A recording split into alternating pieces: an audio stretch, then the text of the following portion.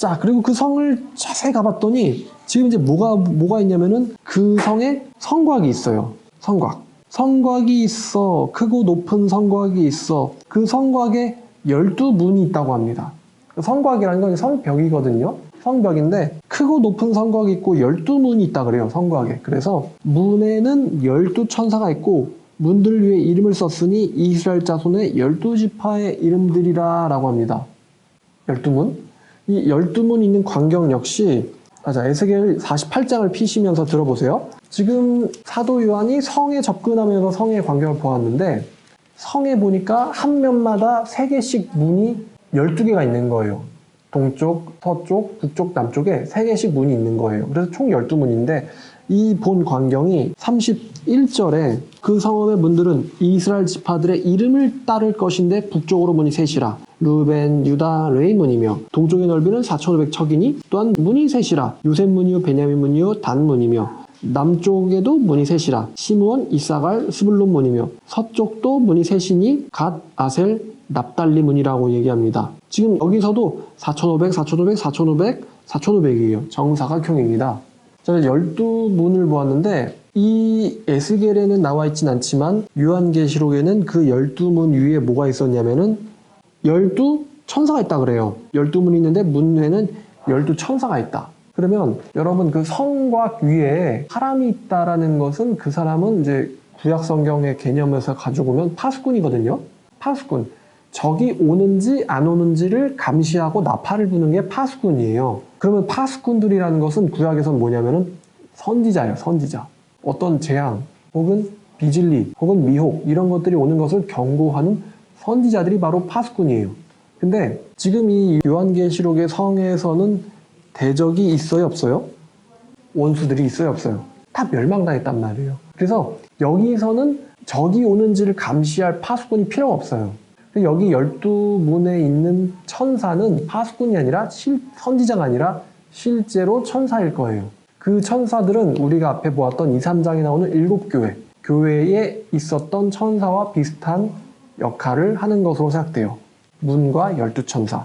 자, 이사야 62장 6절에도 예루살렘이여 내가 너의 성벽 위에 파수꾼을 세우고 그들로 하여금 주야로 계속 잠잠하지 않게 하였느니라 라고 말씀하셨어요. 그러니까 여기서는 예루살렘의 성벽 위에 누가 있냐? 파수꾼이 있었는데 요한계시록 성전에는 이제 파수꾼이 아니라 천사가 있다는 것입니다.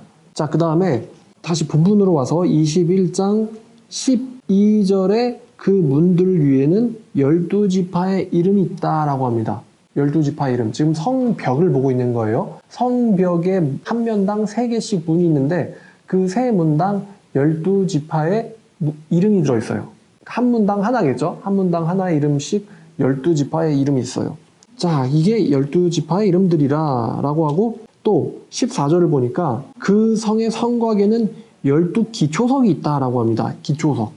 기초석이 뭘까? 12기초석이 있고 그 기초석 이름 위에는 어린 양과 12사도의 12 이름이 있더라라고 합니다. 그러니까 기초석 위에는 어린 양과 어린 양의 12사도의 12 이름이 있었다라고 말해요. 자, 기초석이 뭐냐? 그럼 또 역시 성경으로 봐야겠죠? 자, 열왕기상 5장 17절을 보면은 솔로몬이 성전을 이제 다윗이 준비를 다 했죠. 다윗이 재료를 준비를 해가지고 솔로몬이 성전을 만드는데 이 솔로몬이 명령을 내려가지고 크고 귀한 돌을 떠다가 다듬어서 성전의 기초석으로 놓게 한다 그랬어요. 그러니까 기초석이라는 것은 어떤 건물을 떠받치는 돌이에요. 그러니까 솔로몬 성전에도 매우 크고 귀한 돌을 다듬어서 기초석으로 썼다라고 합니다. 근데 이 새 예루살렘 성곽의 기초석에는 12기초석이 있는데 그 각 기초석마다 누구의 이름이 있다 그랬죠? 어린 양의, 그러니까 예수의 12사도의 이름이 있다 그랬어요. 에베소서 2장 20절을 보면 너희들은 사도들과 선지자들의 터 위에 세우심을 입은지라 라 그랬어요. 입은 자라. 너희들은 사도들과 선지자들의 터 위에 세우심을 입은 자들이다. 그러니까 성경도 너희들은 사도들의 희생 혹은 사도들의 헌신 위에 건축된 자들이라는 거예요. 그래서 성도를 건물로 묘사하고 있죠. 사도들의 터 위에 너희들은 건축된 자들이다. 예수께서 친히 모퉁이 돌이 되셨느니라 라고 말해요. 그래서 22절에 너희도 성령 안에서 하나님이 거하실 처소가 되기 위하여 예수 안에서 함께 지어져 가고 있다라고 말합니다. 성도를 건물로 이야기하고 있죠, 여기서. 그러니까 이 새 예루살렘 성도, 성도를 의미하기도 하면서도 어떤 성도들이 거하는 장소적인 의미도 있다는 거예요.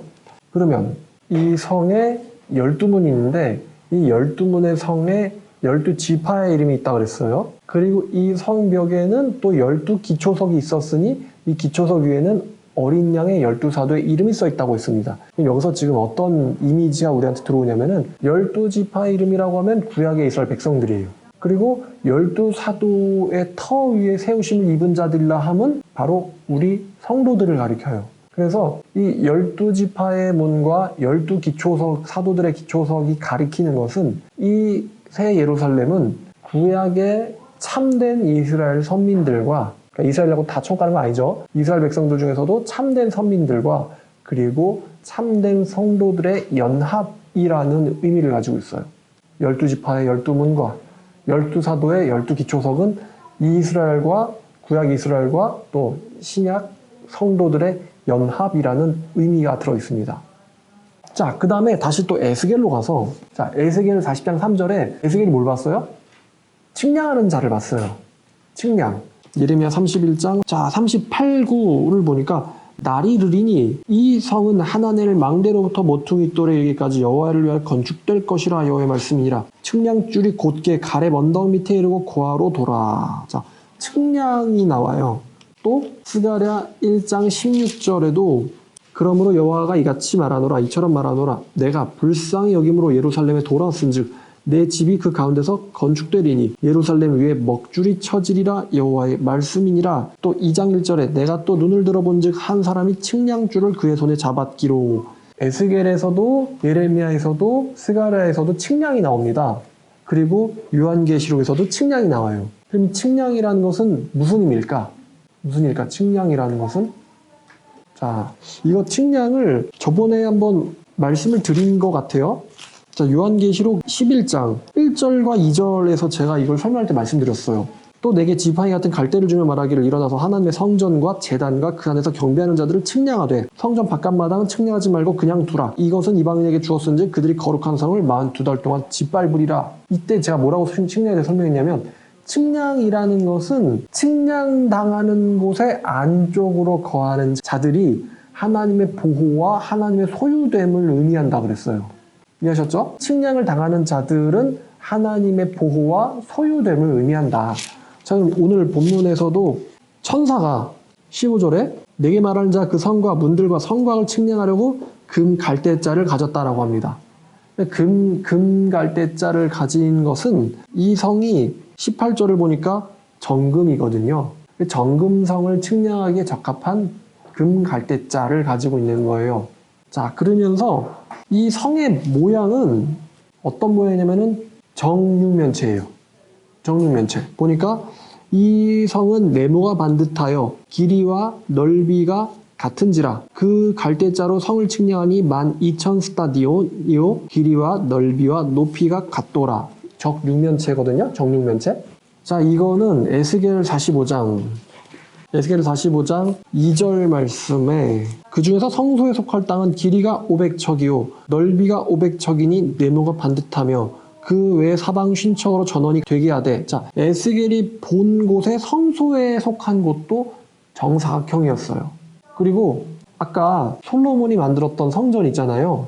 솔로몬이 만들었던 성전, 그 열왕기상에서 나오는 열왕기상 6장 자, 19, 20절을 보니까 여호와의 언약궤를 두기 위해서 성전 안에 내소를 마련해였는데 이 내소의 안은 길이가 20규빗이요 넓이가 20규빗이요 높이가 20규빗이라 라고 말합니다. 그러니까 솔로몬이 만든 성전의 내소, 다시 말하면 지성소도 넓이와 길이와 높이가 같아요.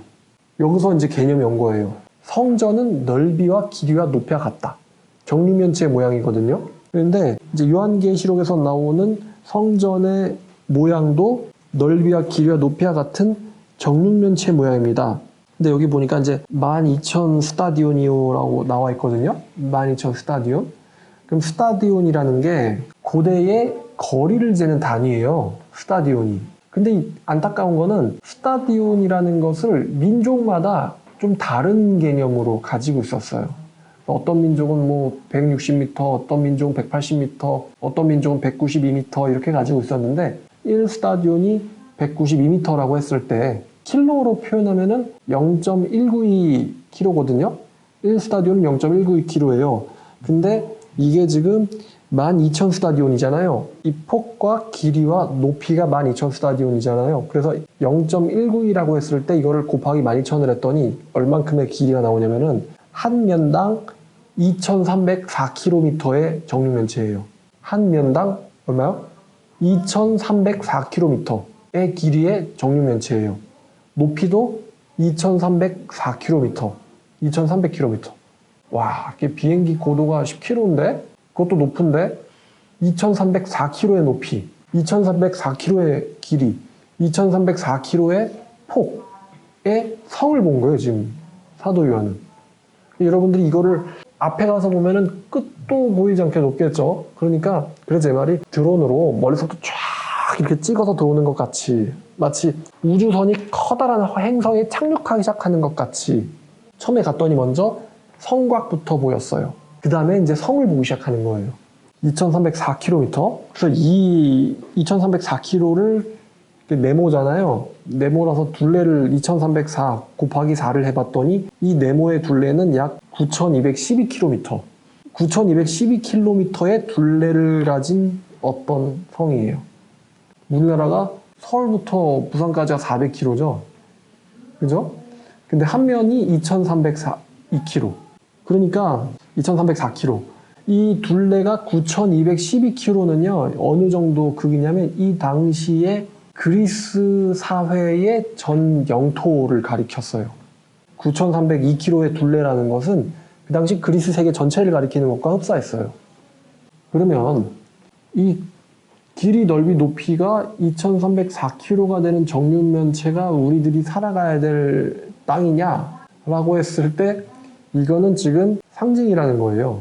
이 수치는. 왜 그러냐면요. 일단 너무 작아요. 뭔 소리냐?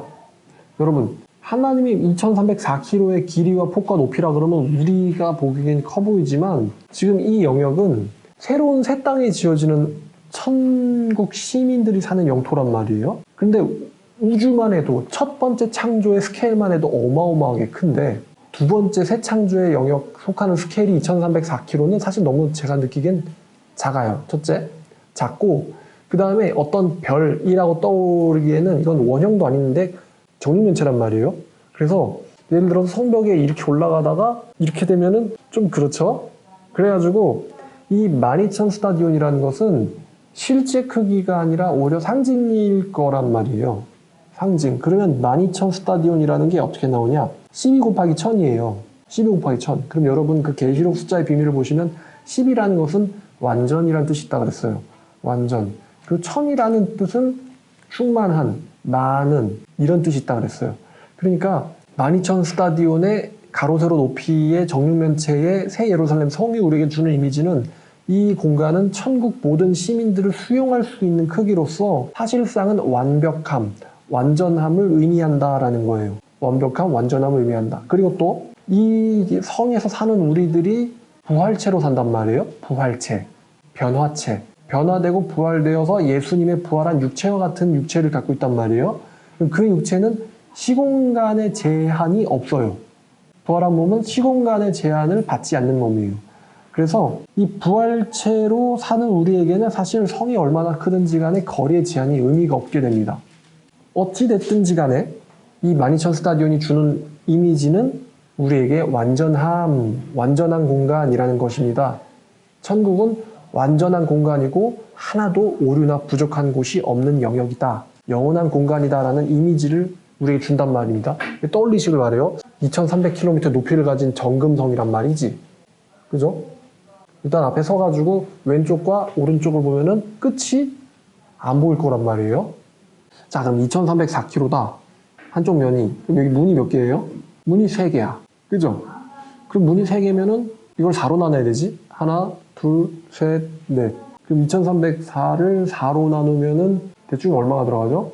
한 662, 64, 24니까 600km를 지나가야지 문이 하나 나와. 600km를 지나가야지 문이 하나 나와. 600km를 지나야지 문이 하나 나와. 600km를 지나가야지 문이 또 하나 나와. 상징이란 말입니다. 그리고 이제 성벽이 나오는데 17절 그 성곽을 측량함에 144규빗이니 자 144규빗 규빗이 이제 이거거든요. 이건데 이게 약 45에서 46cm예요. 45에서 46cm. 근데 지금 몇 규빗이냐면은 144규빗이거든요. 그럼 이거를 제가 계산을 해봤더니 144규빗은 약 65m. 성벽의 높이가 약 65m다. 이걸 어떤 사람들은 성벽의 높이를 말하는 게 아니라 성벽의 두께를 말하는 것이다. 두께가 65m짜리 성벽일 것이다. 라고 말하는 사람도 있어요. 높이는 알 수 없이 높고 두께가 65m다. 성벽 두께가 65m면은 엄청나게 튼튼한 성이거든요. 그거는 쳐들어올 수가 없는. 자, 65m가 어느 정도 되나 했더니 김포국제공항의 관제탑 높이가 65m예요. 저는 수치를 찾아본 거예요. 가서 봐야지 얼마나 높은지. 65m가 한 2.5m로 나누면 몇 층일까? 한 20몇 층 될라나? 그러면 성벽 높이가 20몇 층 아파트 높이. 그럼 사실 또 크긴 커요. 크긴 크지만 이 성벽이 감싸고 있는 성의 높이가 2300km인 거에 비하면은 65m는 사실 너무 작아요. 비율이. 그래서 역시 상징이고 144규빗이라는 것은 뭐랑 연결되어 있냐면은 14만 4천이랑 연결되어 있어요. 14만 4천. 14만 4천이랑 연결되어 있다는 것은 이 성곽 안에 있는 성곽이라는 것은 어떤 경계면이에요. 성의 바깥과 안을 나누는 경계면. 그럼 14만 4천, 144규빗의 높이를 가진 성곽이라는 것은 이 성전 안에 들어가는 사람들이 7장과 14장에 나오는 어린 양과 함께한 14만 4천의 성도들을 가리킨다라는 거예요. 그 성전 안에, 성 안에는 어린 양의 사람들만 들어갈 수 있다. 이게 성벽의 높이가 144규빗이라는 말의 뜻이에요. 그 성전 안에는 어린 양에게 속한 자들만 들어갈 수 있다는 거예요. 성벽이라는 거는 어떤 경계면이란 말이에요. 그 높이의 뜻은 안에는 선택된 자들만 들어갈 수 있는 곳이다. 요한계시록 7장 자 4절에 내가 인침받은 자의 수를 들으니 이스라엘 자손의 각 지파 중에 인침을 받은 자들이 14만 4천이니 라고 나와 있습니다. 또 14장에 1절 내가 보니 보라 어린 양이 시온산에 섰고 그와 함께 14만 4천이 서 있으니 그들의 이마에는 어린 양의 이름과 그 아버지의 이름을 쓴 것이 있더라. 그러니까 이름 쓴 거는 소유권을 의미한다 그랬죠. 어린 양과 하나님의 소유인 14만 4천 명.